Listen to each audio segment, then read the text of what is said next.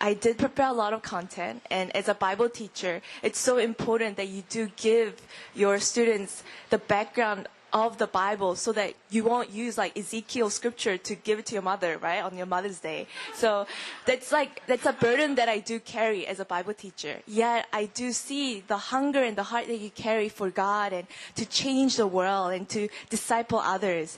And I'm like, God, I really do want to get to know them so that, I don't know, I'd share other stories and testimonies. And so, yeah, I do want to get to know you and also your story. So, yes. Could you please share?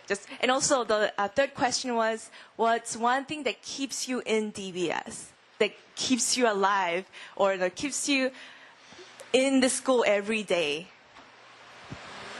All right. My name's Avi. I'm from God's favorite place, North Carolina. Debatable.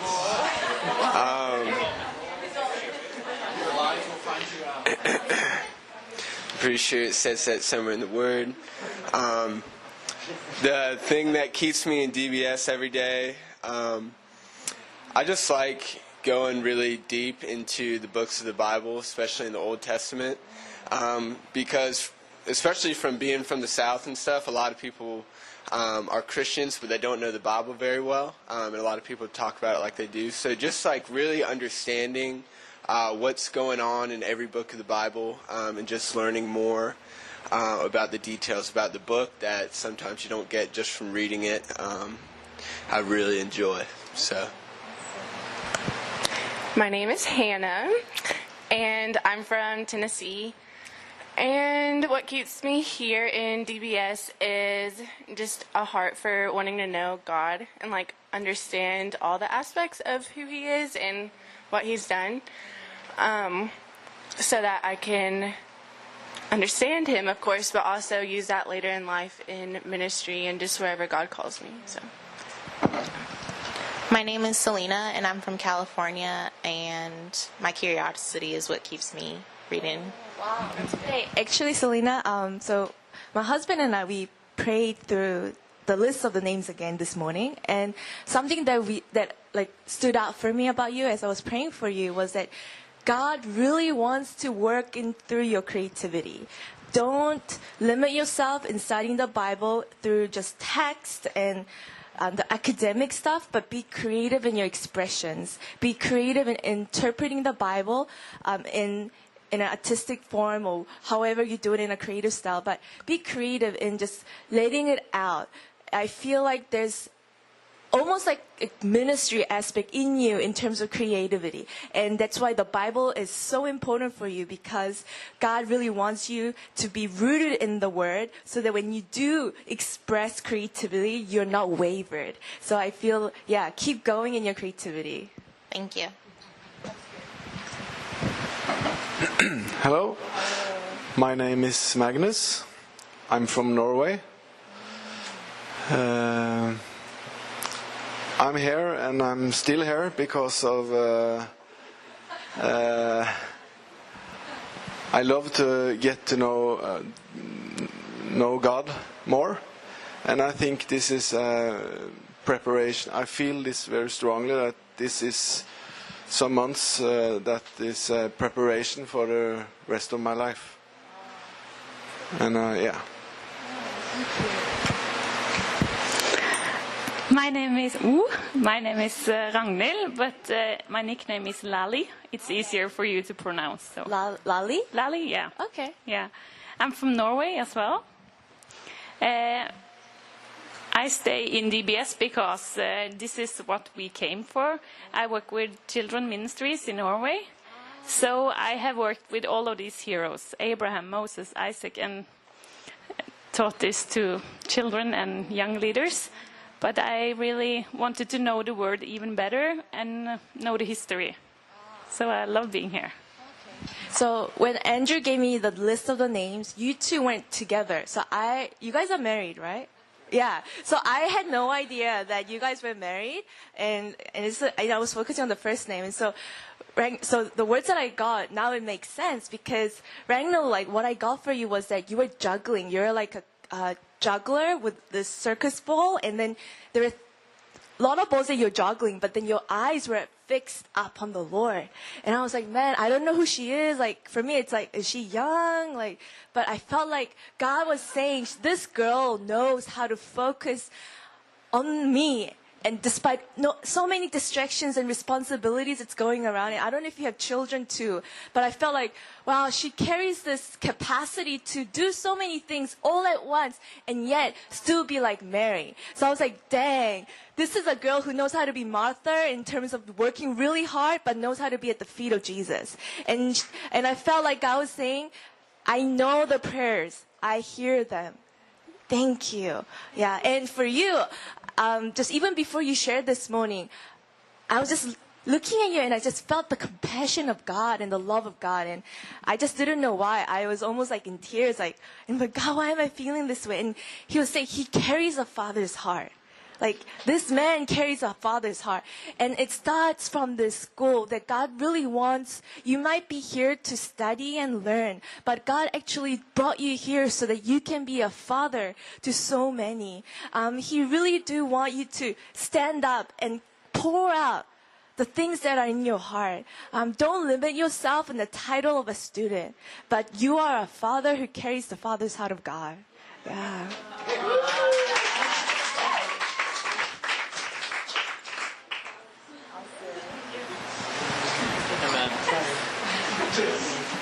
My name is Jedediah, and I'm from Trout Lake, Washington.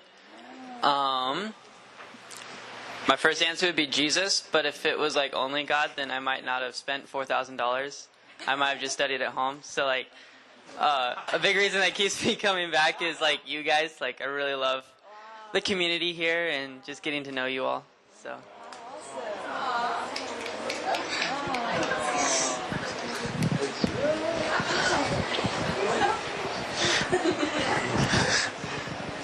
My name is Ezra. I'm from Denver, Colorado. I'm here because I have faith that God's going to reveal himself to me in a deeper way.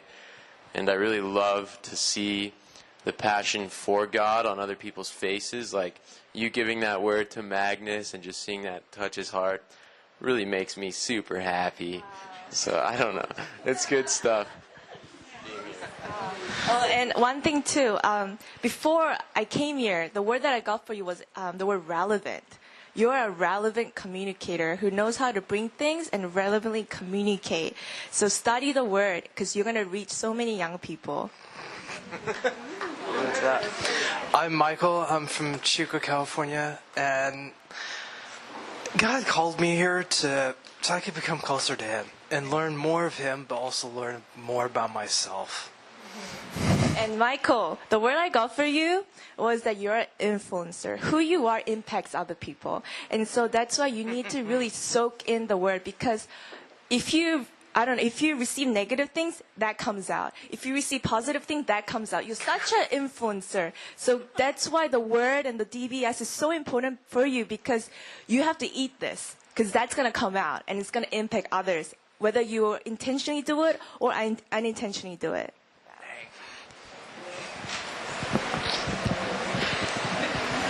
Hi, I'm Lee. I'm from God's least favorite place, Kansas.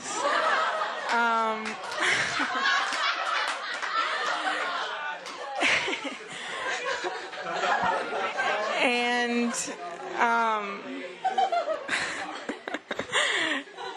it's all right. I'm on the same page. I stay in DBS because I'm obsessed with what I'm learning. Every day I'm like talking to my roommates, I'm like, why are we not taught this at a young age? And I'm just like super excited every day. So that's why I'm staying. My name is Lia, and I'm from Denmark. And I'm staying here in DBS because I'm committed, and I really feel like God is like bringing a lot to the table, and I really get to know him in a different way, in a deeper way, and I really enjoy studying the Bible and getting to know what's in there. Hey Leah, by the way, your friend's Joshua or Josh, he has a brother who did DTS with you. Yeah, says hi. He's in Wheaton, so I see him at Sunday, and he's like, "Oh, you're meeting Lia. Please say hi." Yeah, so they say hi to you, and also the picture that I got for you before was that God gave you a coloring book, and He gave you a coloring book full of lines that you need to color inside, and it almost feels like DBS is a season for you where you feel like it's disciplined, like it's a time where you have to color inside the boundaries that God has set. But God has still given you the freedom to color colorfully in whatever colors you like. So I feel like there's two different tensions going on, and it's a season that the Lord really wants you to be in. Yeah. Cool. Thank you. I'm Rachel. I'm from Northern California, and the main reason I'm in DBS is because I have a passion to empower women in their identity, and I don't feel like I can do that in like the best way unless I know the Word. So I just want to know God deeper so I can shine like that light to everyone else and empower women. And yeah. Wow, so good. My name is Abraham. I'm from California, and the reason why I stay in DBS is because during DTS, God showed His love for me, and I cannot say that I truly love someone if I don't know Him. So.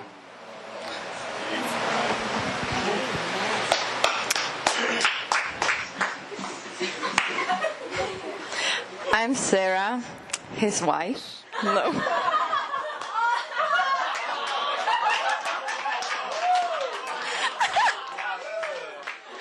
In case you didn't know, you know. Already, you guys are doing Bible jokes? Wow, it means that you guys are really into the Bible. I'm from Switzerland, paradise on earth.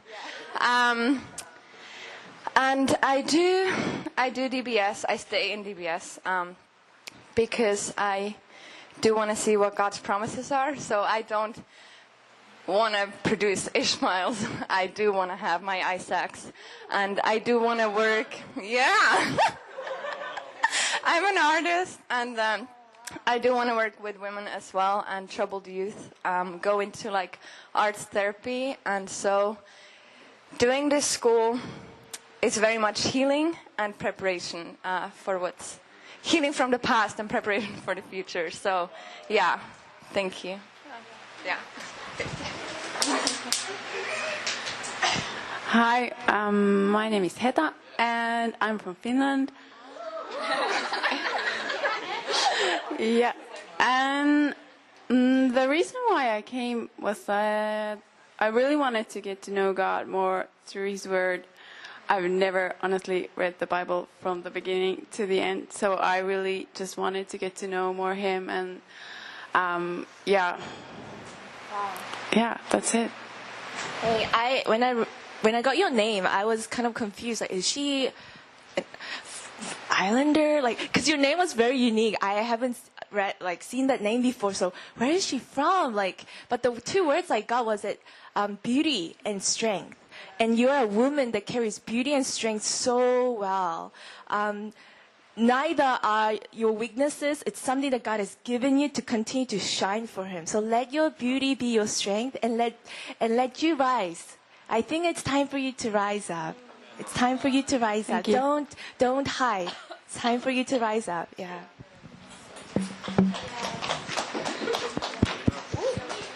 I'm Lena.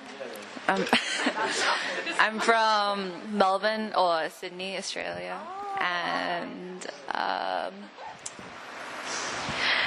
I would just simply say that He's addicting, and I'm excited and terrified at the same time, but I just keep coming back again and again. So I'm just simply that. I think I'm addicted to what He provides and His experiences. Wow. So good, Lena. I'm Lisa. I'm from the Seattle area in Washington, and I am, thanks. Okay, so yeah, what I was going to say. So this is a season of foundation for me. I've known what God has for my life for a long time since I was a child. But in order to speak his words, I have to have them in me. I have to have them as the life flow of my veins. Because if I'm going to get up and speak to people, that is what needs to be in me to come out. My name is Emma, and I'm from Indiana. I think I've never fully found out the truth for myself. And I feel like within this season, I've never experienced a season like this. And I'm really just holding on to the promises that are on the other side of it. And kind of like what Magnus said of, like, this is like the launching pad onto the rest of my life. So, yeah. I'm Jess. I'm from Minnesota. And yeah, I don't know if it's God's favorite. It's so cold. But yeah, I came just because I think having childlike faith is great, but if you have childlike faith without knowledge, it can be ignorant. And yeah, just like there was just a level of depth that I wanted to go to, and actually knowing God in order to love him, kind of like what Abe said. And I know that this is just going to release me into ministry. And I don't want to mistake it, though, for just ministry, because I think there's also just practicalities of knowing truth should actually shatter every way of living. So, yeah, I think it affects everything. My name is Rachel. I'm from Arizona. I'm staying here because I want to be better equipped to help women and children. And, like, my dad's a preacher, so, like, I know a lot of stuff in the Bible, but, like, I want to know it for myself. And so, yeah, that's kind of why I'm coming back. I'm Johan. I'm from Hawaii, real paradise.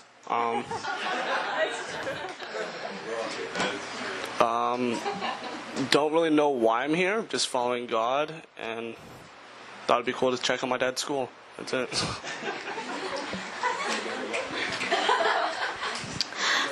I'm Megan. I'm from Nashville, Tennessee. I think the reason I'm here is just because I just want to chase after Jesus and just be so filled with his Holy Spirit. And I just really have a heart to just know what the Bible says for myself and just to know it with my whole heart. And also, I just wanted to come and have an adventure. So, and yeah. I'm Sydney Grace. I'm from Arkansas. And the reason I'm staying in DBS is because God told me. I wouldn't really choose to do this, honestly. Because, first of all, like Leah said, it terrifies me because I'm a baby Christian and I've never read the Bible all the way through. And I didn't grow up in church, so the Abraham song or like the movies, like I didn't watch. So this is also new to me. But the reason now, my motive now is because I'm addicted, like she also said, and I love it a lot. And it can be overwhelming at times, but it's the best thing that's ever happened to me. Hi, I'm Maëlle. I'm from Belgium and Switzerland.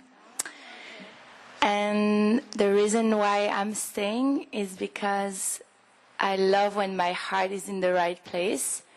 So that's the only reason, actually. I know that it's the right thing to do, and I love to obey God.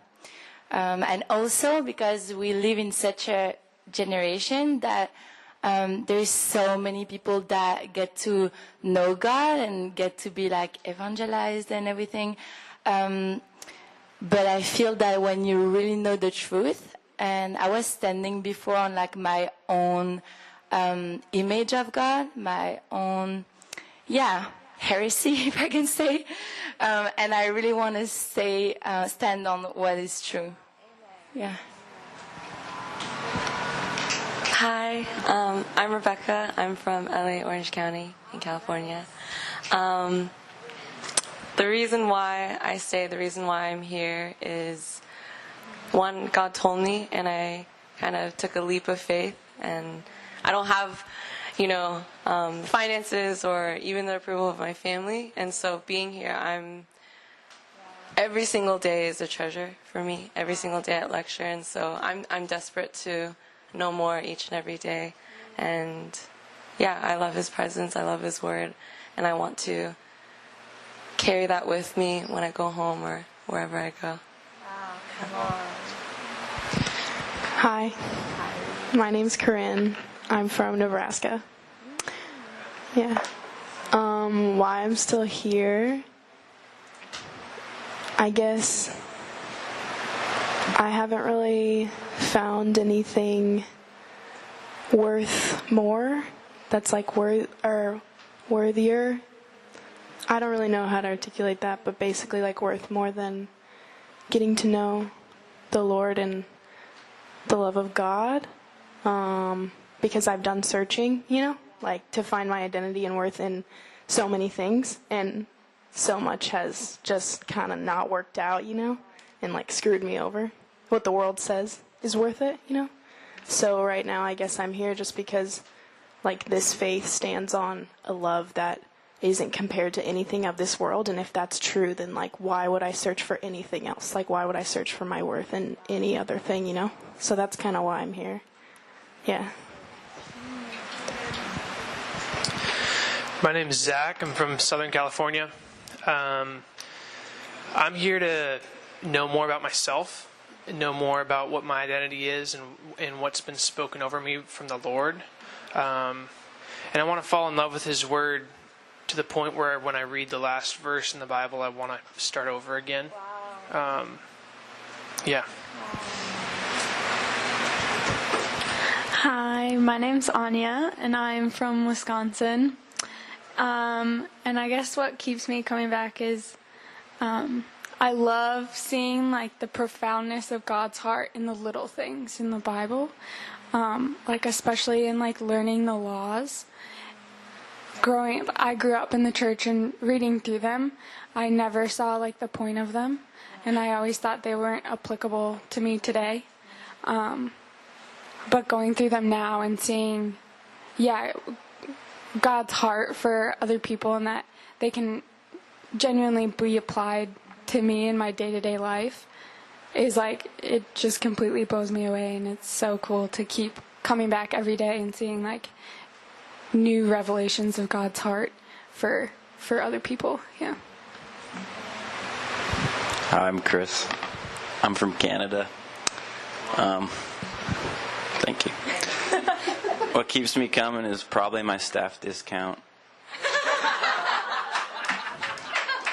But if I'm honest, it's because I live with Andrew and he doesn't give me a choice. So. No, I'm kidding. Sorry, I'm kidding. I'm here because I really love Jesus. I love God. I'm very confident in the man God Christ. But I think a lot of the things around that, in terms of religion and Christianity, I'm a little unsure of, I guess. And so I want to find it out for myself what this book's really saying and who Jesus really is and what does it mean to actually follow Him, not just follow the program. So. That's awesome. Wow. And my name is Lia, and I just want to share a little bit more about myself. I'm teaching the Bible because SBS really transformed me inside out. I don't think I'll be this person right now if it wasn't for SBS. And trust me, I had amazing DTS. I know everybody says their DTS is the best, and I think my DTS was the best too. Like I had Amy Ward and Taylor Stott as my school leaders. I had Andy Bird come on a pastoral visit. So I'm like, yeah, I had really great DTS time. But it was really in SBS where the things that I encountered in DTS solidified inside my spirit, solidified in my heart, because the Bible, the Word, the truth transforms your mind. SBS is almost like a heart surgery. It's like, God, like, I give you my heart, like my pain, my past. And He comes and heals it. He comes and reveals it. And He comes and brings His revelation in it. And you feel so good. But what really sustains it is the word of the Lord. It's the truth. And so it was really in SBS that my mind was so transformed by the word of God. And my favorite books in the Bible is actually the laws. because it was when I was reading Leviticus and Deuteronomy, I was so wrecked by who God was. All this time I grew up hearing God was so scary in the Old Testament. And then I read the laws and I read who God really was. I was like, God, you care for the widows. You care for those little girls that could have been raped out in the streets. And you created these laws when all these ancient laws will be created to rule over them. You carry so that they can be safe. And to discover that changed my perspective in who God was. And not only that, it was an SBS that I would say my life began to be in color. Before SBS, my life would be black and white. But it was really in SBS that my life, the things that I saw, began to look colorful. And what I mean is before, I would see the trees and I'll be like, oh, God, you created the trees. You're a creator. That's it. But after SBS, when I looked at the trees, I'm not seeing just God of Genesis. I'm seeing God of Genesis who planted the tree of life and planted the tree of good and evil so that he would not manipulate us in loving him, but give us the option to choose him. He was so secure in who he was, and he was so secure in rescuing us, even if we disobey, that he actually gave us the choice. Did you think that God didn't know that Adam and Eve will sin against him? He knew, and yet he was willing to give them options so that they can daily choose him over disobedience. And on the day, and I'm sure there were days before that Adam chose to obey and say, no, I'm not going to choose to eat that tree, the fruit from the tree of the good and knowledge of good and evil. I'm going to choose God. But then there was a day later that they chose to disobey. Yet God was so secure because he says, I'm going to redeem you. I'm going to redeem you. And so when I look at the trees, it's no longer God the Creator. It's God the Creator plus God who is so secure, God who redeems, and the tree in Revelation, the tree of life. And so it's from Genesis to Revelation all the way, and it carried so much more depth. And that's why I'm so excited for Bible schools. And that's why I love teaching in Bible schools, because it is my passion, and it what transformed in me, and I believe will transform in you. And so you will never get I don't know if that's a word, but robbed, like, you will never get robbed in signing up for a Bible school. Because even if you have the worst lecturers, worst staff, worst leaders, the Bible itself is an amazing teacher to transform your heart. So that's why I'm so confident about this school. I'm so confident in your guys' dreams and hopes for this school. And the reason why you're here, I'm so confident that God will meet every one of them, because it will never get wrong in a Bible school. Yeah. So now let's transition to Joshua. We covered a lot of content yesterday, right? It seems like a lot of you guys are like, whew, what was all that? Like the debates, archaeology. But I did explain, it was so important for us to know these stuff, because when we do go out of YWAM, when we do meet people who question these things, we have different information for them to give, for them to hear. And so one time, I remember I was visiting a church, and I met this guy, and he's like, oh, you're a Bible teacher. Well, guess what? I don't really believe that Genesis is a real event. I believe it's a myth. And he was a Christian, and he was so frustrated because he said, and I can't just believe that all the pastors and all the leaders are telling me that I'm wrong. Like, I need to believe that God was a creator. And he's like, but I do, God exists. I just don't believe that the book Genesis was real events. And I could see in his heart that he was so shut off, wounded by these religious leaders who say, no, you're wrong, you need to believe this. And in the moment, I was able to tell him, actually, what you're saying is not wrong. Like, there are some scholars, Christian scholars, who believe that Genesis could be a myth. But there's also the other side of Genesis, what others believe. And I gave him all these evidences of how this could be a real event. And he was like, nobody told me this stuff. And it all began when I said, actually, what you are thinking, what you are seeing could be right. It's a view that other people have. And that opened his heart to really hear what I was trying to tell him. So all these background information, literature style, authorship, the dates, archaeology, for us right now, it's not a big deal because we do believe, oh, it's true.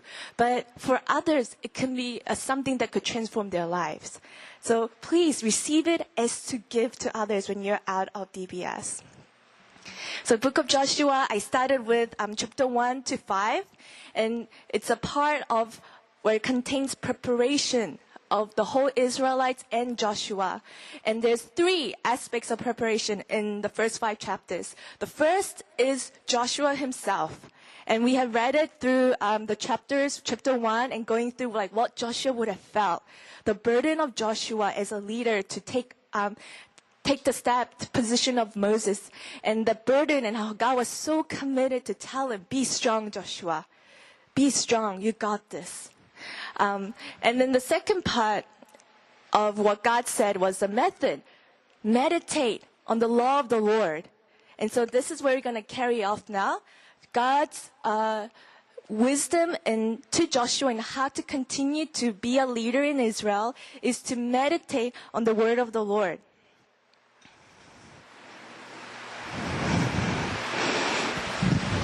So it's a famous Bible verse, Joshua 1:8. This book of the law shall not depart from your mouth, but you shall meditate on it day and night, so that you may be careful to do according to all that is written in it. For then you will make your way prosperous, and then you will have good success. God was saying, Joshua, I know you are a commander, a military leader, but this will help you get through. Meditate on my word day and night.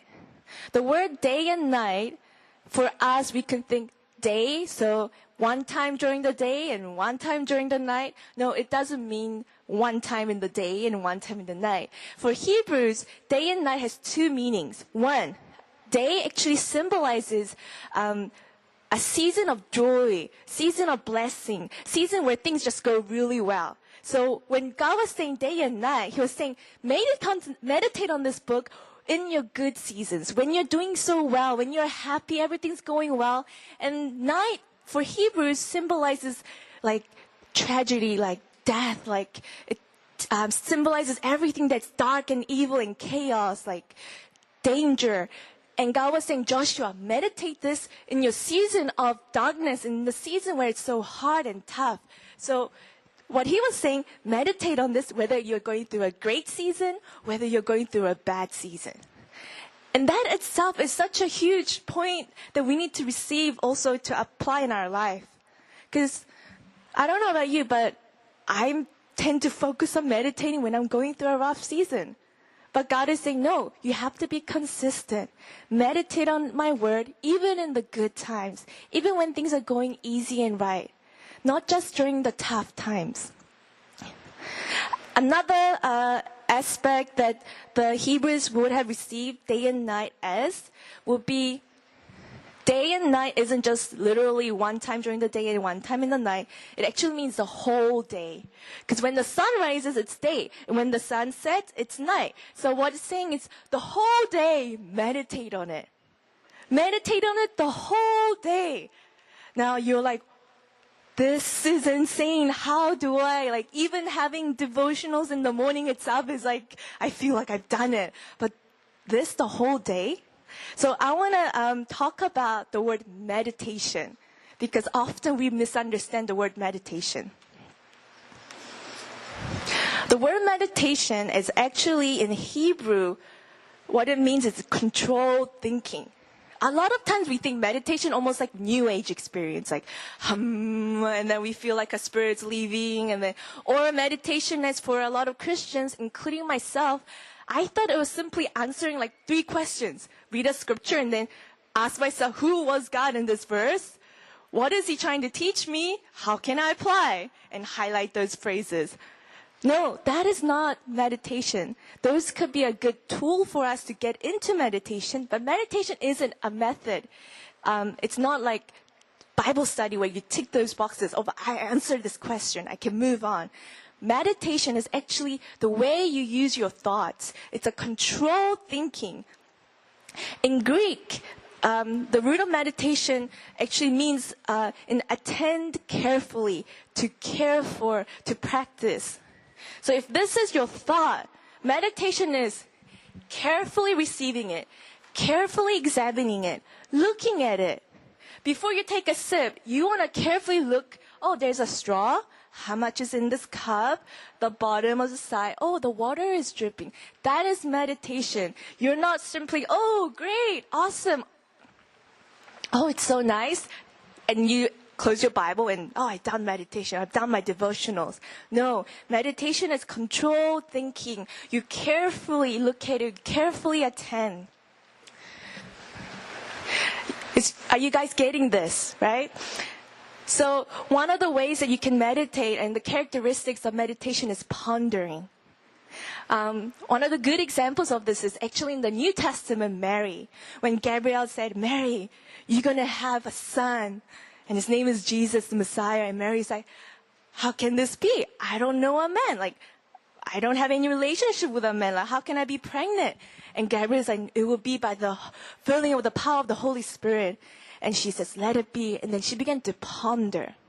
What that means is that she began to receive that word, began to ponder, think carefully about it, guard it. She didn't go around, oh my gosh, Mom, guess what happened today? Gabriel showed up and he said, I'm going to have a child, Jesus. She didn't do that. She pondered, carefully guarding it, examining what that meant. Keep thinking about it. That's what ponder means. Another characteristic of meditation is absorbing it, chew on it. So when you get a scripture that you feel like the Lord's telling you and revealing to you, let's say, be strong and be courageous. Meditation is, oh, what does this mean? Oh, it means I have to be strong right now, overcome my fear, full stop, that's it. No, it means be strong. Be strong. And throughout the day, as you're doing work duty, be strong. God, how can I be strong in this moment? How can I be courageous in this moment, in the time of work duty? And then this guy comes along and say, hey, hey, Lia, what's up? And you're like, oh, hi. And then in the moment, you're like, oh, was I insecure? Be strong and be courageous. And you're like, what does this mean in this moment when this cute guy comes along and I automatically feel so insecure about myself? God, what does this mean in this moment? Be strong and be courageous, right? It's when you keep chewing on that word, applying it in different circumstances in your life, not just in your morning when you open the Bible. Be strong and be courageous. Okay, I'll try to be strong and be courageous today. Close your Bible and forget about it. It's chewing on it in your whole day. Asking God, what does this mean? What does this mean in this moment? Mumbling it constantly.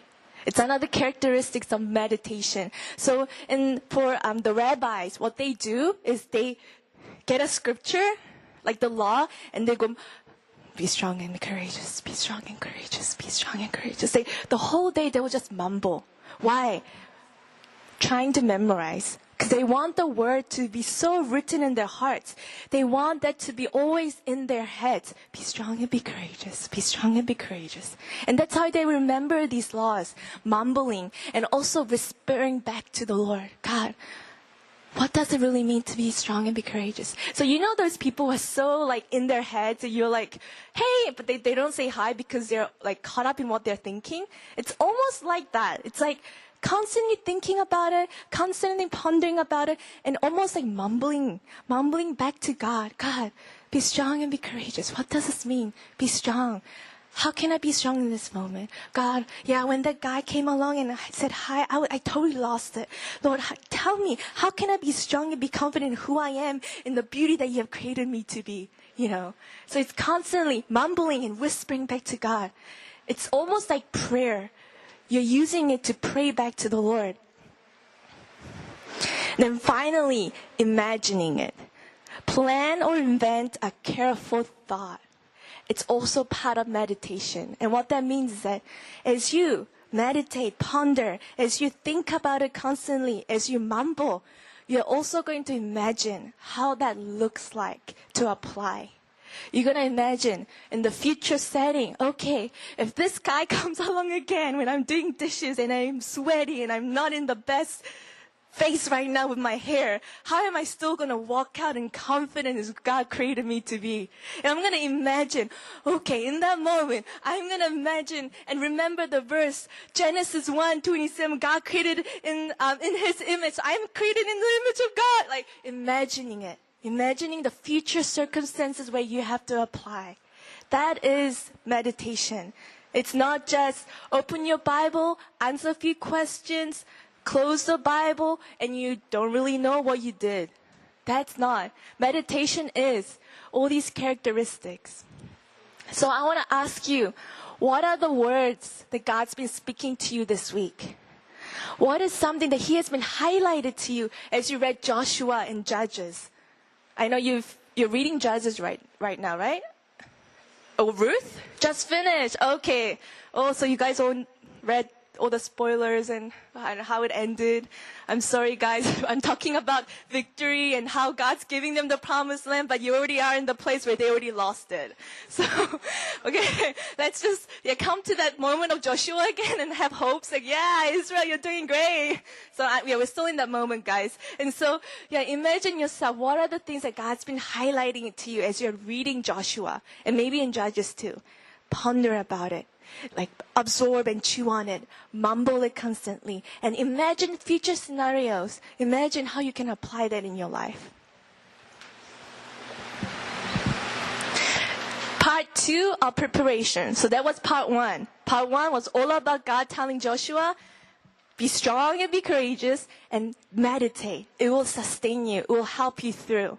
Now, part 2 is a military preparation. And I love how this is in the story of Joshua, because Joshua is aware as a commander, as a warrior, a soldier, he also needs to do the part as a soldier. He can't just ignore, because God is with me, I'm totally going to ignore the military actions that I need to take. He was totally aware of the responsibility he had as a commander. And so what he did was he sent 2 spies. And it's funny because these 2 spies, the way he sent wasn't like Moses did. Moses gathered 12 spies, and in front of Israel, he sent them out and brought them in. And their reports were all heard in Israel. But Joshua learned from the past event and decided to choose 2, just 2, that he could trust, send them off secretly. And so when they do bring the reports back, it will be protected. The hearers won't be wavered, because he knows that if the other people who are still struggling in their faith, if they hear reports, it could also challenge them and they could repeat the thing that happened in the first generation. So he was wise in learning the past history and decided to send them off in a different way, secretly, so that when they do report, it only gets reported back to him. So these 2 men comes and reports what Rahab said. And that's how we have Rahab. And it's part of Israelite. And that's how we have Rahab as in part of the genealogy of Jesus Christ. And I think that's so powerful, because if we don't realize that in the New Testament, we might think God is so cruel. You don't like the Canaanites. You're racist. But the fact that Jesus did invite a Canaanite woman who's actually a madame in a brothel. She was owning a brothel. And she was the head mistress of the brothel. And yet God was willing to put him into the genealogy of Jesus Christ. Isn't that crazy? Like, he wasn't insecure in keeping it so pure, because it was all about the inside. And he saw the faith of Rahab. And he was willing to bring her into the genealogy. And I think that's such a huge encouragement for us. Other people might think, oh man, like Rahab, yeah, she might be a good girl right now, like full of faith, but her past, do you know her past? She was a madame in a brothel, like not just anyone, but she was like the top leader in a brothel, and she owned a brothel. But God was saying, no, it's okay, because I see her heart, I see her change of heart. And I feel like that message is same for you too. Yeah. Let's run with the focus of our hearts, not on how we appear on the outside with whatever degrees we have, abilities or capabilities or what we did, but let's focus on cultivating our heart gardening our hearts so that it's a heart full of beautiful flowers, heart full of fruitful trees that pleases the Lord. Third preparation, and the last preparation is the spiritual preparation. And I find this very interesting because, first of all, God tells the Israelites after they have passed the Jordan River in the land of Canaan to be circumcised. So the reason why I chose a Lego picture was so that your eyes will be protected, because I did look up Google and the graphics were horrible. So I did choose Lego pieces so that it's not as R18 as it is. But God brought them to Canaan on the territory of their enemy. And right in front of them, God saying, now Joshua, and he's like, yeah, God, I'm ready to fight. Come on. And he's like, oh, hold on. I need you to be circumcised all the other the males in your generation and the second generation who hasn't been circumcised yet. And he's like, what, God? Like, you could have told me this way before we crossed the Jordan River. Now you're telling me this now? Like, why? And I just love how God does that. Because, okay, for me, it took me a while to understand, like, why is circumcision? But I'm sure the guys will know. So, yeah, I don't have to explain further, but it's painful, apparently. It's very painful. But we see that how vulnerable it is for the ladies. We just don't know, right? How vulnerable it is in Genesis, when actually Jacob's daughter Dinah got raped in Shechem. The prince of Shechem saw her and thought she was pretty and wanted to have her as a wife, and so he raped her. And then later told Jacob, hey, I want her as my wife. Could you give her to me? And when Levi and Simeon, the brothers of Dinah, heard about it, they got so mad. And so what they decided to do was they tricked the people of Shechem into getting circumcised. Hey, you can only be part of us unless you become circumcised. So they're like, okay, that sounds good. So the entire male in the city of Shechem decide to get circumcised. On day 3, these 2 guys come in the city, 2 guys only, kills every guy, and has the capacity to even steal everything from the city and bring it back. So that's the power of, I would say, the vulnerability of circumcision, is that these 2 guys were able to take down a city when all the male in the town were circumcised. So when these people were circumcised right in the land of Canaan, they were totally vulnerable. And if the spies in Jericho found out that these Israelite men are lying down on the ground in pain, they would have been saying, hey guys, this is the time, let's go and kill them. And they could have been destroyed. But why would God ask them to do that? Remember, it's a spiritual preparation. 1, covenant. You need to have the right covenant with me. 2, heart. Will you trust me in this? Because your life does not depend on you. It depends on me and my ability to lead you. So it was teaching them how to trust in God. Second thing they did was Passover. And they remembered how God led them out of Egypt and led them out through the Red Sea, and how God led them faithfully from the wilderness to the promised land. And in a moment of battle, God tells you, remember. It's very strategic spiritually. In the moment when we are facing, let's say, the deadlines for school fees, or maybe you're doing ministry and you have to speak or teach, in that moment, you might be like, oh gosh, I have to prep, or I have to do this, I have to work really hard, I have to send newsletters. But God's saying, hold on. Before you do all that, can you remember what I did to you in the past? Can you remember how I delivered you out from the bondage? Can you remember how I came to you and told you that you are enough? And He's inviting them to remember again.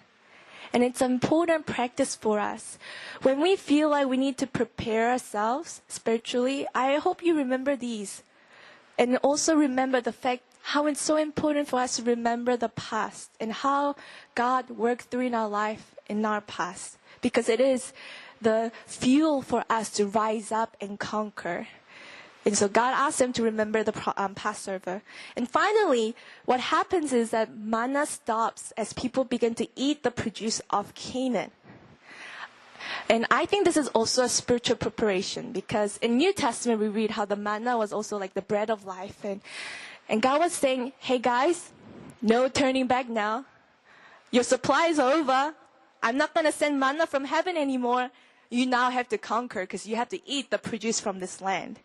And I think it's a good reminder, because often we try to repeat how we've done things in the past and think that, because it was successful in the past, it will work in the present. Just because God provided manna in the past doesn't mean He's going to provide manna in the present, in the promised land. God said, no, in the promised land, I'm not going to give you manna. You are going to work for yourself, eat the fruit from the land. And you're like, God, you're the same God yesterday, today, and future, right? Yeah, I am. Yet, there's going to be a different season in your life, and you'll no longer depend on the manna from heaven. You're going to depend on my provision through the land. So it's so important for us to be spiritually aware what season we are in. We can't act like we're in the season of wilderness when we're in the promised land. In the wilderness, the sandals weren't worn out. People didn't have to buy new clothes, buy new shoes, because God protected it. He protected the clothes from being worn out. He protected their sandals being worn out. But in the promised land, their sandals will be worn out, their clothes will be ripped, and they have to make new clothes. They'll be like, God, you're not faithful. But God's like, hey, the season's different now. You're in the promised land. It changed. My provision for you is going to be different. Because you have to follow the Holy Spirit. You have to follow who God is and how He's moving in the moment, not the method. Because often when we do that, we are following the method. We think we're following the Lord and trusting God, but actually we're following the method of the past. We have to be aware of the present and what God is doing in this season. So a good example for me is that during SBS, the way I had time with the Lord will be, I will after the lecture, I will go out and I will just walk around King's Lodge for an hour. And during that time, I will just listen to worship songs, or I will sing out spontaneous songs and pray out loud. And I will look at the trees, and they were like dancing. Like when the trees were dancing in the wind, I was like, wow, God, you're speaking to me. And He's like, Leah, I'm making the trees dance before you. Do you see it? Do you see how beautiful I am and able to create creation just for you? And it's like, God, you're so beautiful. Like, Lord, thank you so much. So there were moments like that when I was doing SBS, where I'll see nature, where I'll use my time to walk and have a really great quality time. So it was such a beautiful time for me. But after SBS, I went home and then came back to do DRBS, which is the Directed Reading and Biblical Studies. Same location, same base, same worship leader, same everything.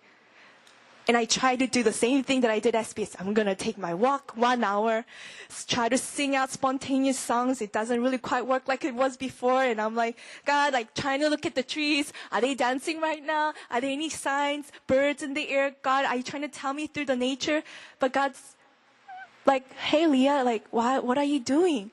It's like, God, I'm trying to see you. Like, I'm trying to meet up with you. I'm trying to have this great intimate time with you. And He's like, why are you trying to depend on the method?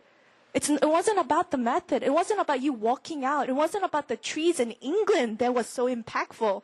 And I tried this for like a couple of weeks, and it was very, very awful. I felt more dry after that walk. It's like, I'm wasting my time right now. God, would you show up? Why aren't you speaking to me through those trees? Like, it was so awful. And then later what I got into was insanity. And I was getting into insanity, and what's that guy's name? That buff guy in the middle, he's like, come on, let's do this. Whoa, whoa, whoa. And I'm doing insanity, and straight away the Lord began to speak to me. Yeah, sorry. The workout insanity. Yeah. No. I'm still under the covering of the Lord, gratefully. I'm not insane, but I was doing Insanity, the workout. And I was like working hard, and then finally God's like, boom, he speaks to me. Leah, you got this. You're gonna go through it. And I was like, God, you're telling me right now, like, Leah, you can do it. Come on, more crunches. I'm like, God, this is so hard. And then I began to cry. Life is so hard, God. Life is so hard. And I began to remember not just Insanity, the workout Insanity, but how other things were happening in my life that was just so hard. And God began to speak to me and it's like, come on. And just like Sean T was saying, come on, you got this. Pursue. And I felt like God was speaking to me through him. It's like, come on, you got this. And I was like, wow, God. And so throughout that time, God spoke to me through my time of Insanity workout. I later on was able to remember what Shanti was going to do. So I mute him. Not that I don't like him. I just mute his voice. And then I played on like sermons and worship music in the background. And then God began to speak to me through that as I was working out. And so what I realized was that it's not the trees of England. It wasn't my time of walking that made it happen for the intimate time with the Lord. It was simply the season that I was in that God chose to meet me in that. In a different season, He chose to meet me in different ways because He's a creative God. And He doesn't want us to depend on the method. He wants us to depend on Him. So it's so important for you guys right now to be aware. How is God leading me into intimacy? How is God leading me into a quiet time? Because maybe for you, quiet time with God isn't really reading the Bible. You're like, man, I read so much yesterday. I don't want to read again. Like, maybe for you, it's actually remembering the things that God's highlighted to you through your time in the small group and reflecting it back, scribbling in your journal, maybe drawing a whole picture and coloring in, seeing the beautiful sunset and the beach, and it's like, God, what does this mean? And communicating with Him. It will just look different. So I encourage you, as we stop for a break, to really ponder and ask God, how are you meeting with me in this season? Where are you? So we're going to wrap this first part of Joshua. Remember how Joshua is in 4 parts? Do you guys remember? What was those words? PCIC. P.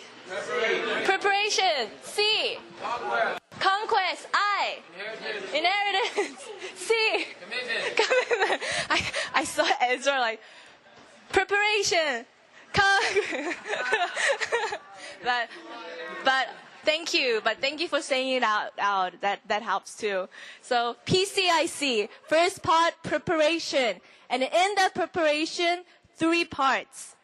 Joshua, military, and spiritual. And I want to conclude this preparation part with this diagram. I think in life, when we prepare, we need to prepare first, just like Joshua had, the emotional, the spiritual aspect of ourselves. It's so important that when we do go out in battle, spiritual warfare, we have to prepare our inward spirit, our hearts. And I love how God is so committed in doing that. I'm sure you've learned in DTS that unbelief is a great sin and God doesn't like unbelief. But even in the midst of Joshua's fear and his unbelief, God was committed to tell him a third of his speech about Joshua, be strong and be courageous. I don't know. I know that as a parent, repeating over and over to your kids is so annoying. I heard that a lot, and my mom always tells me, like, do I have to repeat this again to you? Like, they hate repeating, and I'm sure you guys will relate. But God was willing to repeat what He told him before. Joshua, be strong and be courageous. And spiritual preparation of the heart and the spirit is very significant in us going out for battle. But if we only prepare ourselves in that aspect, I don't think it's a holistic preparation. Another aspect of preparation is the military. It's the physical.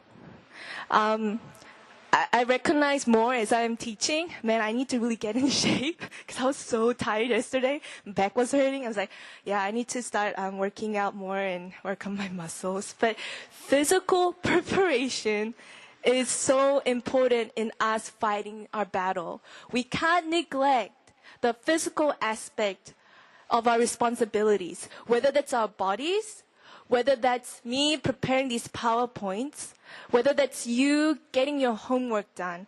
Physical preparation, the physical responsibility that we need to do in order to fight our battles, in order for us to go through the task, is so important for us, and we cannot neglect that.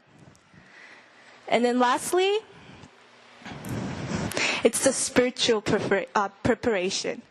And just like how God told the Israelites to circumcise, to remember the Passover, and to eat from the produce of the land, He was positioning their hearts in the spirit to prepare for battle.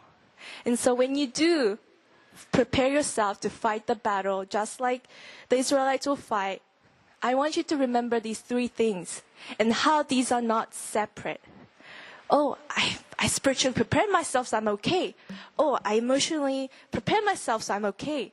Oh, I physically prepared myself, I'm okay. It has to be all together as a whole.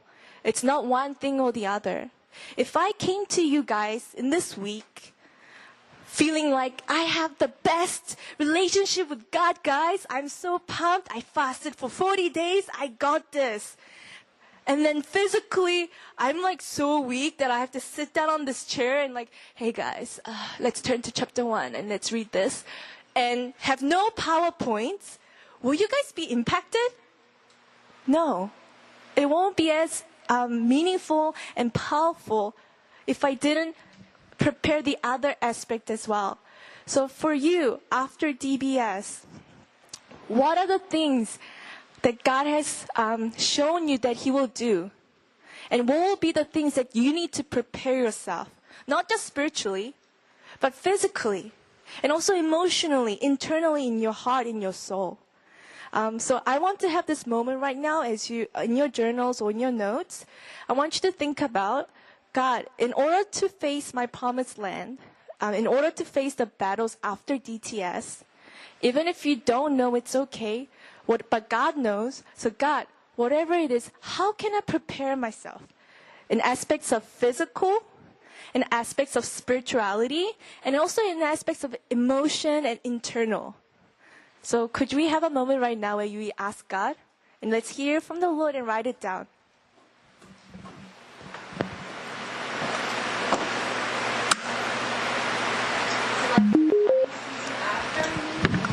After DBS. So this DBS will be a time where you prepare these three things. Or you focus on preparing this. Yeah. So God, how can I prepare myself in DBS to fight the battles after DBS? And I don't know, like that could be physically doing CrossFit, getting fit.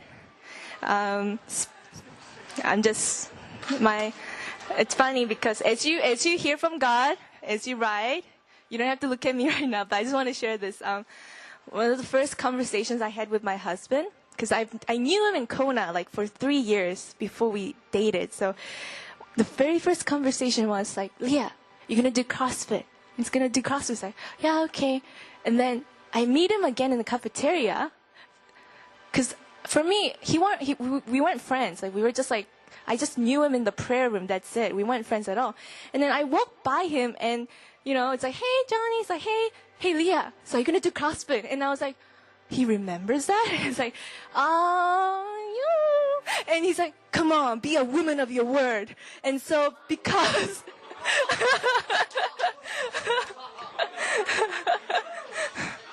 yeah, and I was like, in the moment, I'm like, oh, who's this guy? Like, right? But then that really provoked me.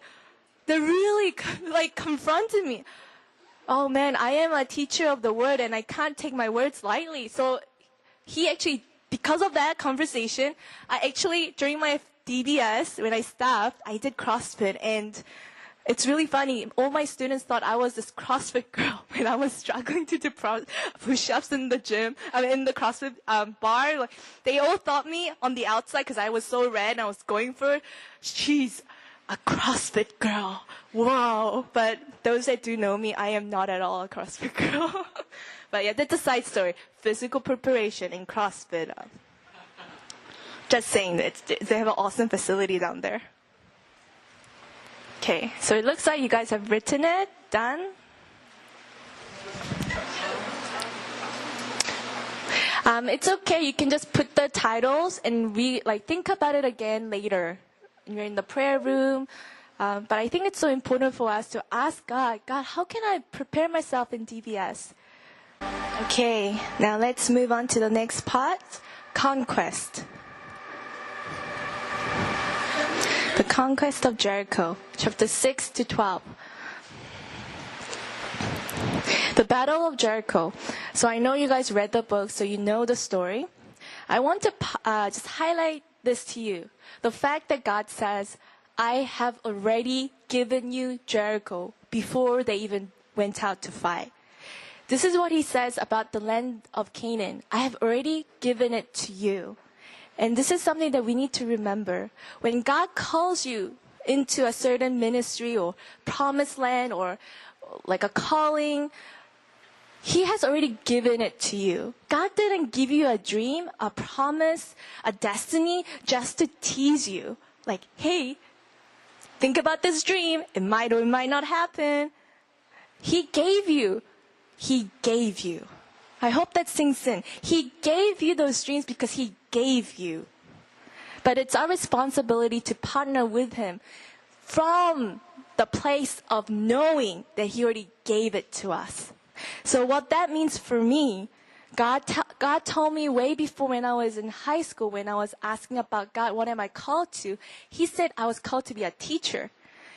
In the moment, I had so many things I would tell Him that that's not right. It's not the right personality for me. I don't like speaking in front of people. I could have given Him all this, but I had to remember the fact that He's told me, Leah, I'm calling you not to tease you with this dream that you might reach it there, you might almost get it or not, because I'm giving you this dream, this calling, this purpose in life because I have already given it to you.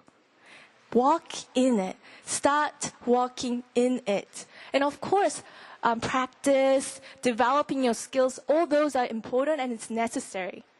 But the fact that this calling, this promise, this destiny is already given it to you. It's yours to walk in the authority. It is important.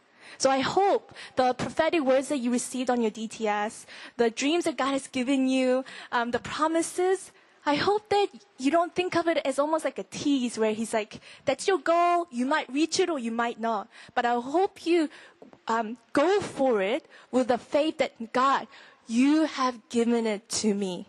I just need to go and claim it. So it's just like someone gives you a ticket to a business seat in the airplane, and you walk in, and then you see another guy sitting in your seat, because it happens so often. Somebody else sits in the wrong place. Do you just go and say, oh, okay, he's sitting in it, so I'm going to look elsewhere? No, you go and say, oh, excuse me, this is my seat. I have the boarding pass to claim it. So that's almost like that. God gave you those dreams, the passion, the desires, the promises. You have to claim it though, but it's yours. So important thing, God says, I've already given it to you. And He asks them the Israelites to circle around 7 times on the day 7 and shout. Do you know why? The symbolic word, meaning behind? No, there isn't any really symbolic meaning behind it, apart from 7 being a holy number. Do you know why God asked them to do that? It's simply for them to partner with Him. Simply for Israelites to partner with God with a battle that has already won, and that God will show to them that He's going to just fight for them in front of their eyes. Because this is very important for Israel. As they go into the land of Canaan to fight other cities, they have to remember that God fights for them and with them, and they are just partnering in this holy war. It's not because Israel was good and holy that God's giving it to them. No, God is using Israel to bring judgment upon the land of Canaan, to bring holiness in the land of Canaan. So they needed to remember that I'm simply partnering with God.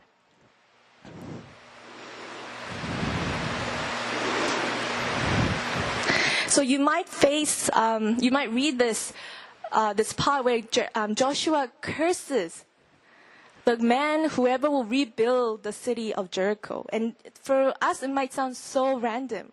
Why will you put a curse like that? And it actually does come to pass in 1 Kings.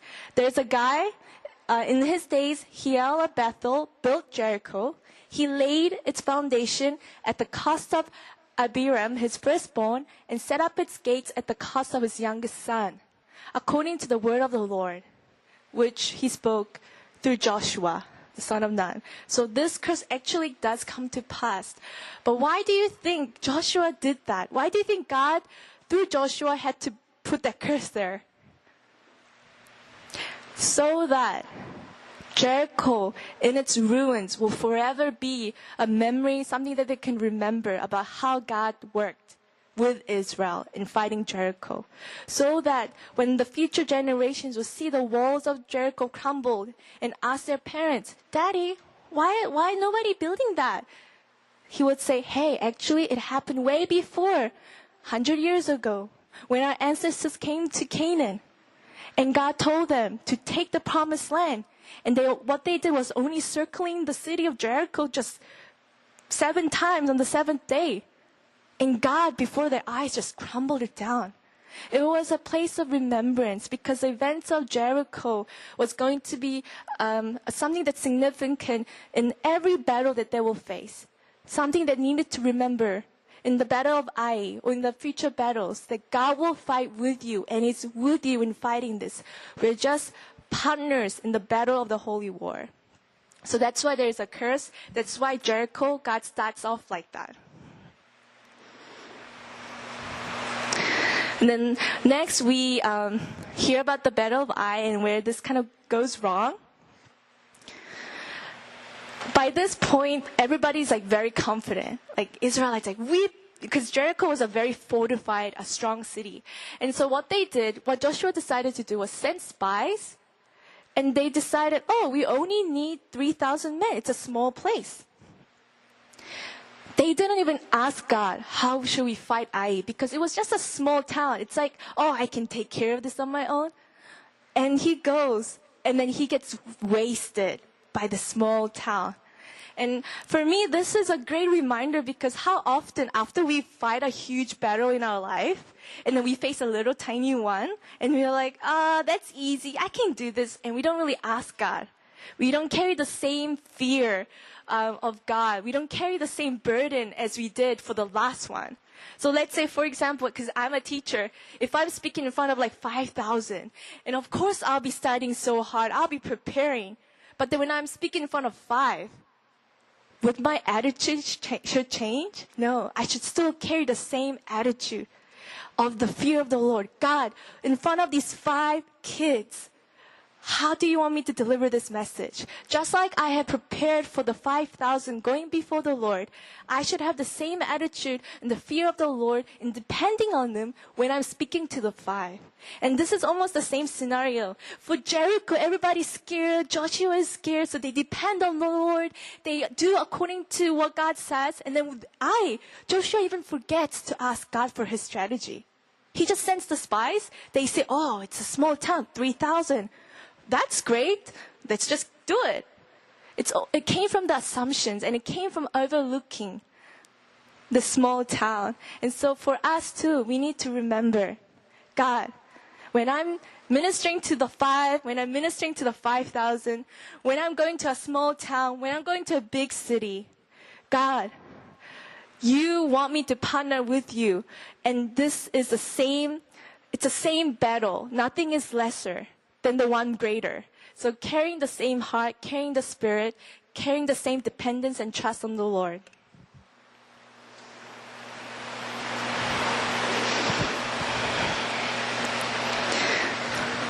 So we later find out why they were defeated, and it was because of Achan.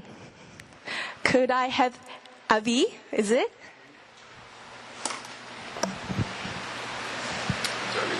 Yes.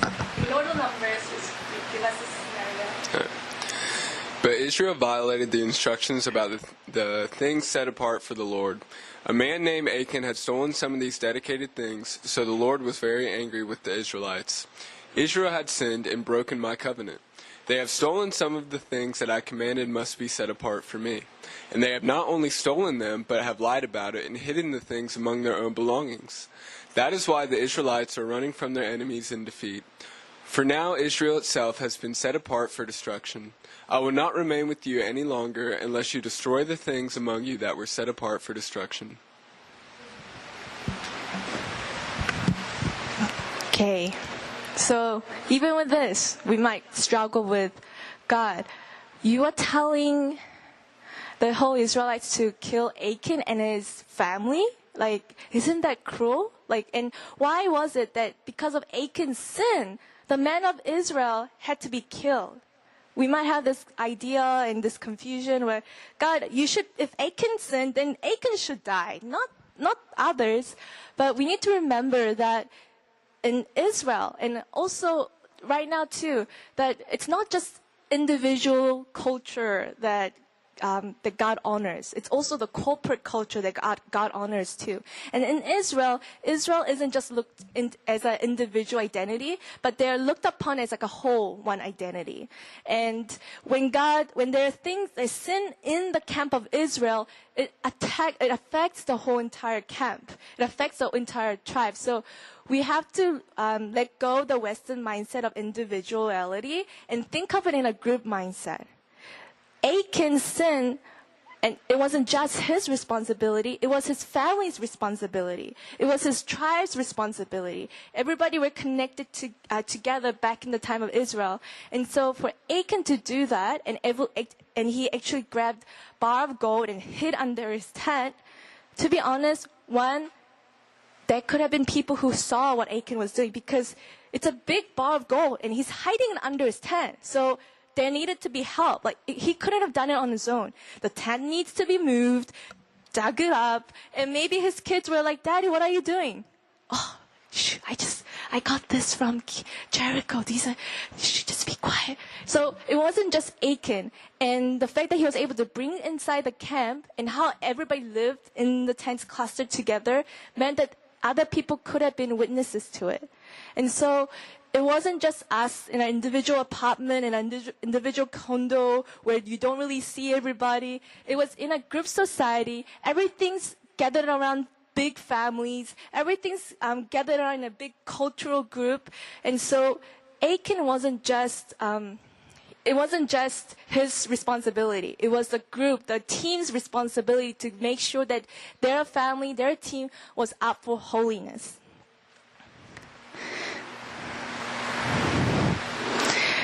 Do you guys understand why God had to punish Achan and his family?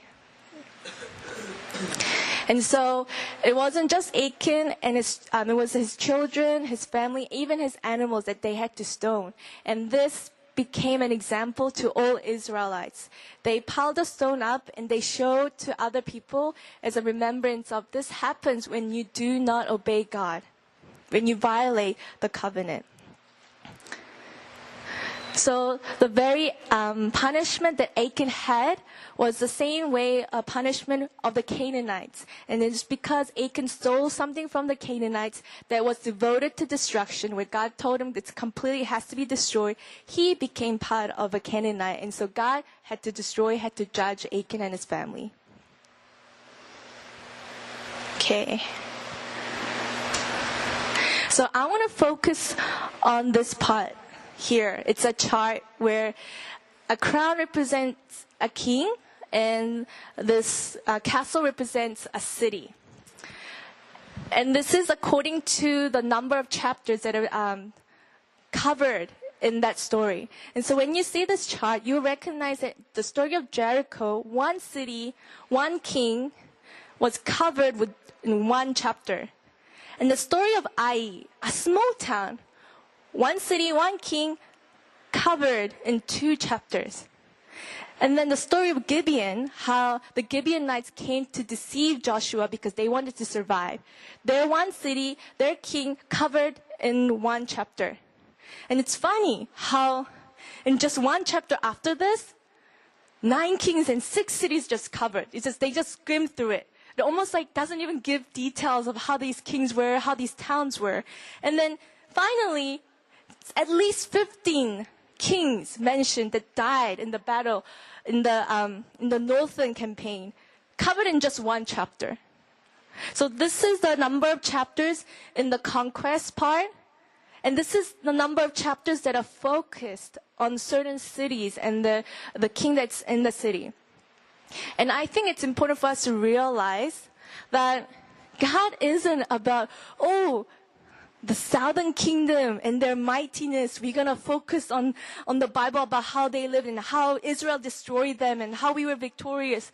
He wasn't really into that. He was more focused on teaching Israel and to us through the story of Jericho, because the events of Jericho were important to us. So he dedicates the whole chapter in just 1 city of Jericho to teach us a lesson.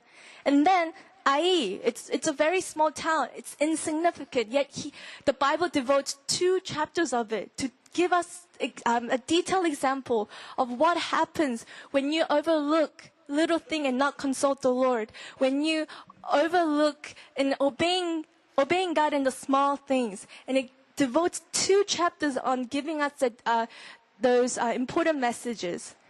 And then the whole Gibeon, it's important for us because God shows mercy. Yeah, their way is very deceiving. They lie. And yet they were so willing to be in God's team. And so God saw their hearts. And so the whole chapter is about the city of Gibeon, the town of Gibeon and the Gibeonites. And then when they defeat other 9 kings, it just goes through in 1 chapter. And it goes through 1 chapter. And so I hope this gives you an idea of the importance of the lessons from the from the chapters of Jericho and the chapters of Ai.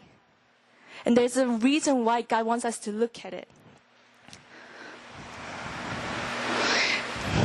Because Jericho, it's about trusting God and obeying Him, no matter how ridiculous it is.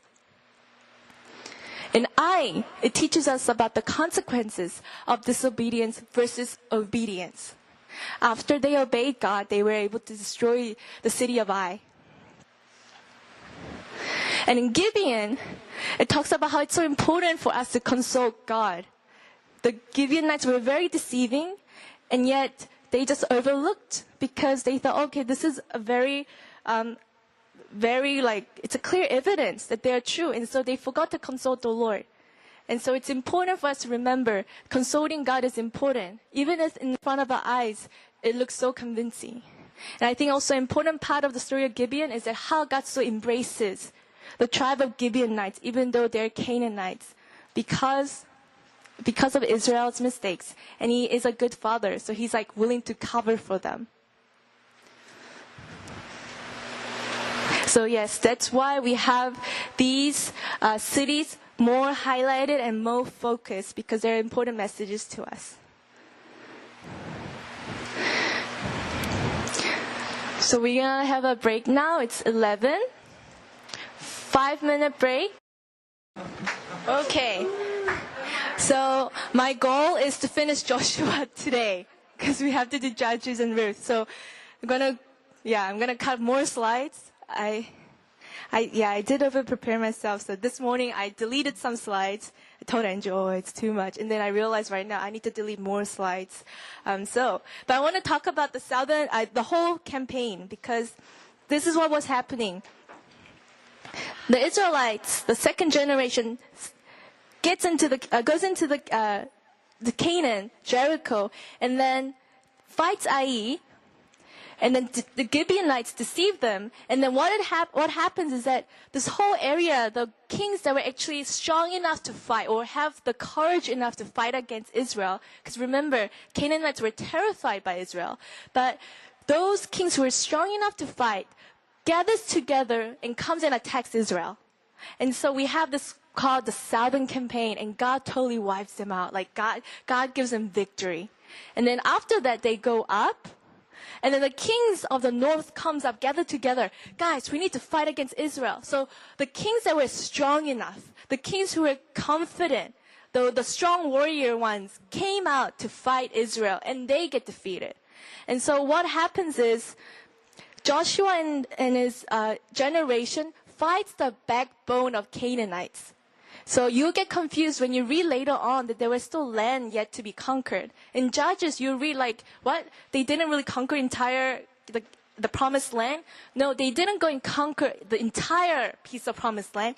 They came and broke the backbones, the strong ones, the kings that were like ready to fight against them. So they broke the backbones of Canaan, and that's why they were able to enjoy rest, because no other smaller towns and cities were able to rise up to fight against them. So that was what was happening. I want to highlight the story though. The sun stands still in chapter 10. When he was fighting in the southern campaign, Joshua prays during the southern campaign, "Let the sun stand still over Gibeon and the moon over the valley of Aijalon." So the sun stood still and the moon stayed in place until the nation of Israel had defeated its enemies. And as I was reading this, I began to wonder, Joshua, you could have totally asked God to open up the ground, the earthquake, and swallow them up. You could have totally asked God, would you just zap them up right now? But he asked sun to be still so that he could continue to fight. And I began to wonder why. Like, Joshua, why? Why did you do that? The process could have been easier. Why did you make it longer? And this is what I saw in this battle. We have the Lord threw them in panic, the enemies of Israel, and they become panicked and they were like, whoa, they go crazy. And then we have the Israelites using the moment to kill them with swords. And so when the enemies are like frightened now, as they are coming to kill them, they retreat. And what does God do? He destroys them with hailstorm. And during this whole time, Joshua asked, "Let the sun stand still." And I began to realize Joshua wanted to teach his people and the future generation that you guys need to fight the battles. You can't just expect God to fight for you just like he did in Jericho. Jericho was an example of how God fights with you, and he has the ability to wipe them out, that you only partner with him. But what God really wants is for you to actively engage in the battle with him, to kill your enemy with a sword, to fight in the battle. Joshua wanted the Israelites to know the importance of battle and fighting. And I often look into my life and I see so many examples in that, because I grew up in a YWAM family, so we believe in everything. Like, my mom and dad are YWAMers for more than like 20 years, and I grew up like as a YWAM kid. I think it was since when I was like 3 years old. So our family went on a DTS when I was like 3, 4. So we went on a faith journey too when I was like 5. So I know how God comes through. Like, I know that when we don't have kimchi, Koreans, kimchi is like a survival important thing in our lives. So when we don't have kimchi and we don't have money to buy kimchi, we pray. And then that week, God allows us to meet someone, and it's like, "Oh, like, Mrs. Kim, I had an extra jar of kimchi. Do you want one?" We don't really know her, and she's like randomly gives us a kimchi. I remember, like, "God, I want a dog. I really want a pet dog." And I prayed for 10 years, and then finally God gives me a dog. Like, I have experiences where I pray and I see God coming through. So for me, my faith is like up there. Like, I believe in it. And one of the books that I read when I was 12 was Lauren Cunningham's Daring to Live on the Edge. And it wrecked me. I was like, yes, I believe that God will give me finances whenever I need. And so I have this faith that God will work through if I have faith, and he is mighty enough to do that. So as I go through my teenage years, I struggled a lot with body image. I struggled a lot in looking Asian and the body image that I had. And I still kind of do, like, if I don't smile, I do have this like, well, she's angry at me. Like, is she staring at me? So I do make sure I smile a lot because people can totally get my Asian eyes in the wrong way. And so I learned like quickly, man, like my body image, my appearance, like, oh, it's not good enough. And then when I was 17, I struggled so much. I prayed, God, for my 17th birthday, would you let me lose 20 pounds right now? Like, and I had the faith. Like, guys, I actually did have the faith. Like, God can, like, zap it up. I mean, He did it in an instance, like, white water into wine. He did it, like, no arm into an arm. Like, He can do it. So I'm like, God, you love me, right? I am struggling with body image, and I need you to let me lose 20 pounds right now. Nothing happens, right? Of course not. But the interesting is, when I was 17, God began to lead me into the revelation of the book of Esther and the beauty that she carried. And the whole year, God began to teach me about what true beauty was. That it's not how you look like. It's not the scary Asian-looking eyes that you have. It's not about that. True beauty comes within. True beauty comes from the confidence of who God is and who you are in God. And I began to have the revelation. And it wasn't just 1 year. It was like a whole process, even through DTS, that God had to work and tell me, Leah, you are beautiful. And yeah, I still am the same weight as I was before, but I am totally a different person. And how I see beauty is totally different. And I realized that God, He has the ability to zap and give us what we want, to solve our problems immediately right now. For those that are fighting for finances, God has the ability to somehow make those tree leaves into $100 notes. He can. But He chooses not to most of the time because He wants us to fight those battles with Him. Because when we fight, we gain wisdom and we experience who God is, and we also grow the muscles, the spiritual muscles that we need to fight the future battles. We often think if God is love, then He wants us to live an easy life. No. God is not for you to live an easy life. He's for you to live a life like Jesus. He's so committed in transforming your life to be more like Jesus that He will allow certain hardships and battles in your life so that you can be more like Jesus. He isn't for you to be a person that can have everything all the time. Although He is a God who is love, He is for you to be more like Jesus. And that's why this book in chapter 10 about Joshua asking, the sun stand still, is so important for us to remember. Because God is for us fighting the battles, not having Him solve every problems.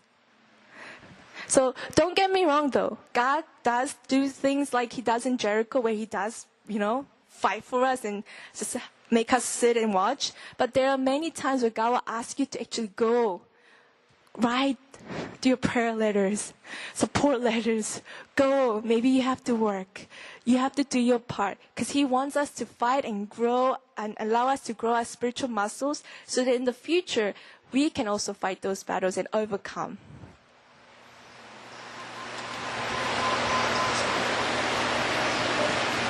So, rest. This is actually one of the main highlights of this whole conquest. It's not about Israelites just, smashing the Canaanites' faces and winning.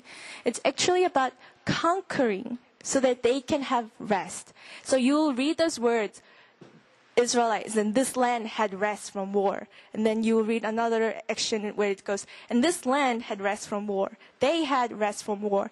This is a repeated phrase and a repeated word. If it doesn't show in NLT, mostly it shows in like ESV and NRSV, but it's a word that's repeated in this book. And it's so important for us to remember. The reason why you're fighting, the reason why you're battling is so that you can have rest. Physical rest, where you can be lazy? No. Remember Sabbath and how Israel rested? Was resting with God in His Word, remembering who God is. So the purpose of all this fighting and the battle in God's eyes was so that Israelites can have rest in Him, in His presence. Because when the land had rest, that's when they could enjoy the festivals. Israelites' festivals happened exactly at the same time where the pagans had festivals to honor their gods.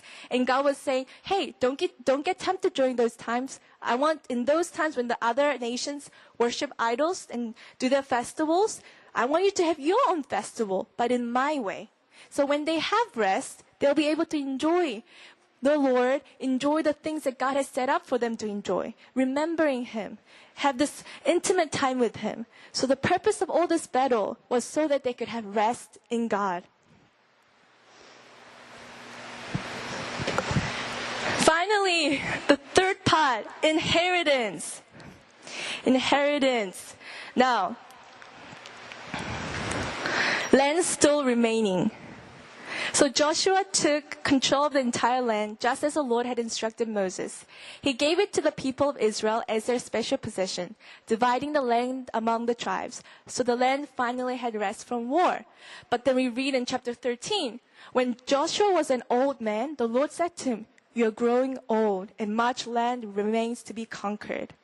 So what that means is that the promised land, the battle of Joshua, was simply a backbone destruction. And Israelites, after that, pulled off in fighting to gain the territories. So they killed all the kings that could fight them back in this time. And what they should have done was use that opportunity to go and actually fight and claim their territory. But they actually pulled it off.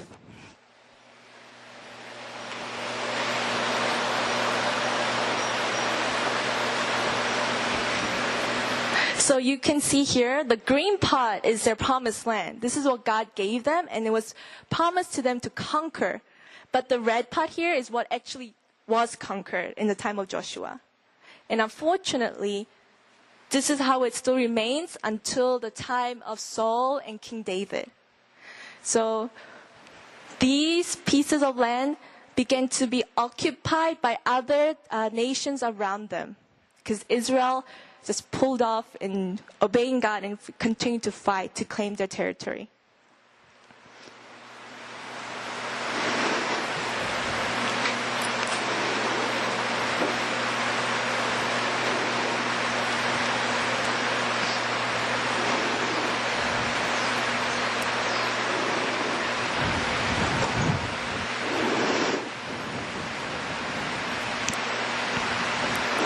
I think even in the midst of this, we need to remember that God still was a promise keeper, and He still gave them the land for them.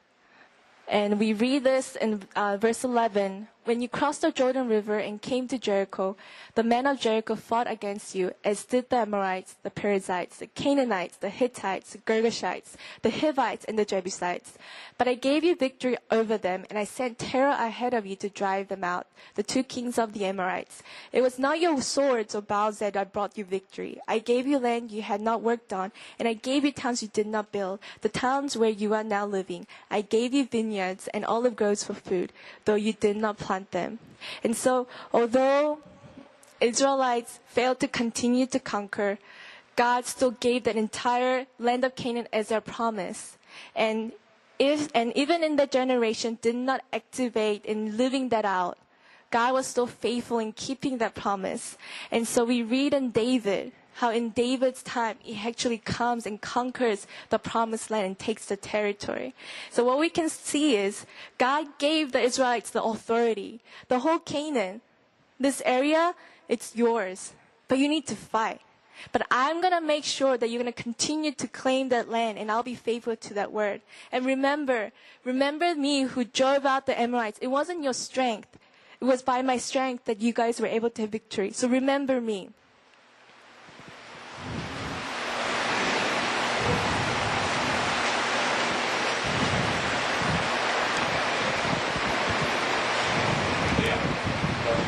Yes.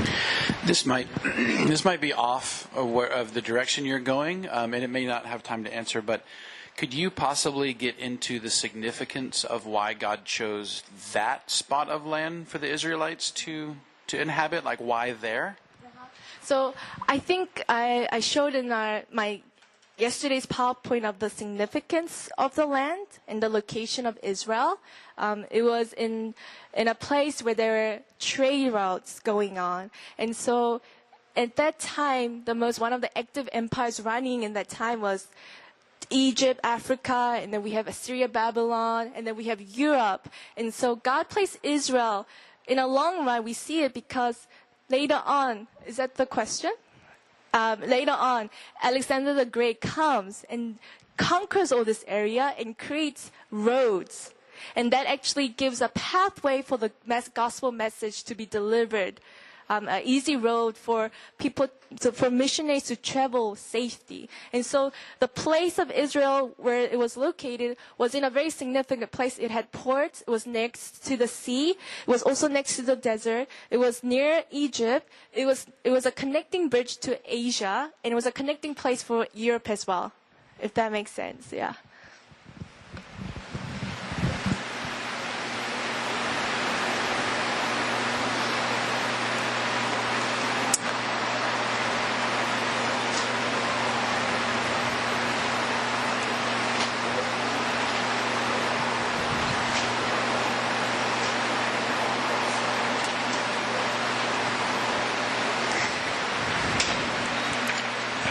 So lastly, the fourth part is commitment. There's two important parts in the story. One is the altar, how the Israelites unite together to fight against the tribe on the east side, because they built an altar, and they're like, what? They're gonna just create like idolatry, and they're gonna make God angry so that He will come and punish us. So what they do is the whole tribe gathers. I was ready to fight against the eastern tribe, the half tribe of Manasseh, Gad and Ephraim, Gad. And that altar story is kind of important later on when you read in the Judges, because something like that happens again in Judges, but this time in a wrong way. And so I actually deleted the slide right now, but I have a time to talk about it. So I just want to talk briefly about why the altar slide was important. Was that it just shows the passion and the heart of the Israelites willing to just fight for holiness. They were like, they hear a rumor that the other tribes are building an altar, and they automatically think, oh, they're worshiping idols. We need to go and fight them. So they had the zeal, the passion to go and attack their own brothers because they were committing idolatry. So that is a story. And the wise thing that they did was they sent delegation beforehand, before the armies actually went to fight them. They sent elders and the priests to examine what was actually going on. And they realized these tribes were saying, no, actually, we were afraid that you will cut us off from worshiping Yahweh because we're on the other side of the Jordan. So we didn't want this to happen. So it was really from their heart to worship God, the fear of being cut off from worshiping Yahweh in the future, and the other tribes' zeal to protect the holiness and the covenant of God.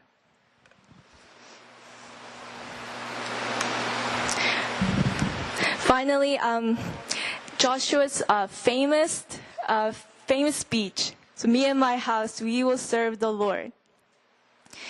For me, I want to highlight, though, was that in his speech, he goes and talks about put away the idols and serve the Lord alone. Choose. But as for me and my family, we will serve the Lord. In chapter 24-23, it says, destroy the idols among you. So when I read this, I was shocked. Like, before this, they had this altar scandal where they were willing to go and fight the other tribes for building an altar for different gods. But now Joshua is giving them as a final speech, destroy the idols among you. Like, what does that mean? And what we can interpret from this is that these Israelites, during the time of conquering the Promised Land, scholars say that they could have actually compromised and decided to worship God and have the small deities that could give them luck and good luck, or deities for safety, these gods over water, like begin to like collect these little gods, or not fully destroying the gods of Canaan and compromising. Because one, they were still worshiping God. They were doing the very thing of worshiping God through burnt offering and sacrifices. But behind the back, they were still having these little gods and idols in their hearts whom they trusted. And so what we can see in the tribes and that what's happening in Israel was that polytheism was going on, where they decide to worship God, but also other things that they can put their trust in. But this is a very common practice that we have in our Christian world today. Don't we struggle in polytheism? Don't we struggle in worshiping God alone? Don't we struggle in putting our full trust in God and say, God, it's you and everything, like it's you, just you only, versus God, I need you, but I also need this. And then our hearts get so defeated when God doesn't provide that, because you realize your heart was trusting in God and this.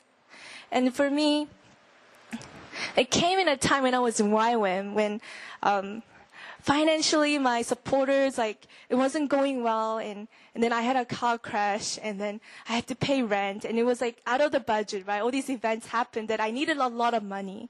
And I was so frustrated, and I just believed that God would provide a way to bring all this money to me in my life. I waited, and I waited. Yeah, okay. So, a good example is a lot of Korean immigrants, and they're second gens. So an example is, I know a friend who doesn't speak Korean, and then his dad's like, oh, why can't he speak Korean? Like, and then I asked his dad, and his dad said, well, I have no time to talk with him. It's work, sleep, eat. And so what he was doing, he was almost like sacrificing his kids so that he can provide. And in some aspect, that is very honorable. But also, in some aspect, the heart is, I have to work so hard. I have to depend on this and sacrifice children in the process of doing it, if that makes sense. So when we do worship God and Him alone, it will come from a place of fully being okay in whatever happens. Yes, it will offend us. Yes, it will affect us. I'll be scared. But still in the moment, I'm okay, God. If you take everything away from me, I'm still able to choose you because I only worship you alone. Versus polytheism is like, God, I worship you, but you need to give me this. You need to make sure that my business goes well. Because if you don't, I'm not going to worship you. So it's almost like manipulating God as well. Yeah. So how does one draw the line in between you trying the best of your ability and then leaving the rest to God? Because like for me, my mentality is like, yes, God will be there for me, but He's not going to give it, right? So like you try the best of your ability. And so when you come halfway, He comes halfway is how I see it. Even though, people do say God comes to you where you are. That's true. But like, I also think you can't just wait for it to happen. So you make it work on your part. Yeah. So like, where's the fine line between that? Yeah. I think it's internal thing. It's not an action. It's more like internal part. And I think I give you my example of like marriage and things like that. Like even my body image was like, God, you need to make me beautiful. Like, because I cannot fully live a life in the fullness and I cannot fully trust you and your word about who you created me to be. So I need you and I also need this to work through in my life. Like my trust and my dependence is not just God and God alone, but also this. If that makes sense. And so, yes, I can work towards working out and, whatever I need to be to maintain my body shape and things like that. But if my heart is out of fear of losing it, that can be a sign of idolatry. I don't know if that's going through you, Abraham. Does that make sense? Yeah. I just wanted to clarify because I used to go extreme one way or the other of I shouldn't have these desires, but a lot of our desires are God-given desires. Right. So I used to be I just can't have any desires. I just have to focus on God. So I just want to clarify it's natural to have desires, but as long as they're not consuming you or becoming something that you have to have in order to be at peace. Yes. That's when it's an idol. Yes. Right? So the word consumes you, I think you said it. If that thing consumes you, if that thing is something that you cannot live without, I think it's wise that you actually ask, am I in the right place? And you might actually not practice polytheism. You might be actually in the right place of just fully trusting in God, but that's my desire. I'm not saying desires are bad. For me, for example, I love beauty and I love makeup. For other girl, they fast putting makeup on because it's an idol in their heart, because they depend on their identity based on their makeup and their appearances. So they fast. But for me, I put on makeup so that I can express who I am in an honest and in an identity that God created me to me. So am I being polytheistic by, I don't know, depending on beauty? No, I know that in my heart, fully trusting God. And in that action, I am putting makeup on because I am confident in who I am in God and my ability to express beauty, if that makes sense. So I'm sorry if I'm confusing you guys with this, because it's a very fine line. And nobody can judge you because it's only who you are inside knows, and God knows. So I remember one time, like, a girl came up to me and it's like, almost in the condemning way, like, Lia, you put makeup on, you wake up like 1 hour extra I used to wake up like, let's say if the lecture starts at 7, I'll wake up at 5 to get ready, and, it's like, you put an extra in an hour to get ready for DTS, like, girl, you're beautiful, just let you know that you are wonderfully made in God. And I was like, girl, I know, I'm secure in God, but this is how I do it, I love it, this gives me life. Because for her, that was her insecurity that she had to battle through and had to commit. God, I'm gonna just walk out in who I am in my messy buns. Like, it's okay because I'm confident in who I am. And that was her action of walking and trusting in God. For me, on the other hand, as I struggled with body image, I didn't like looking like feminine. So I used to wear boxy t-shirts and hip-hop style to cover my body. So for me to wear something tight, for me to put on makeup was me walking in who I am in God in that healthy way. It wasn't idolatry. It was fashion for Christ, if that makes sense. So yes, there are desires in your heart. And yes, certain things you have to work through to have those, like working out to keep in shape. But only you would know. If you're working out because you're insecure and you need to please people and you think that having a six-pack draws women and you need to have a six-pack for you to get married, like, if you just have that insecurity and you're doing it out of the fear in a wrong place, maybe you need to examine your heart. But if you're working out because I want to get fit, I want to look good for God, like, I know I'm good enough, but I still want to, have six packs to glorify the Lord and look good, and I want to be an attractive man for my future wife. If you're in a healthy place, that's not idolatry. So I hope you know, same action, different outcomes. It's just your heart attitude. It's where you put your trust. So, hope that makes sense. Any questions? Okay. So I am done with Joshua.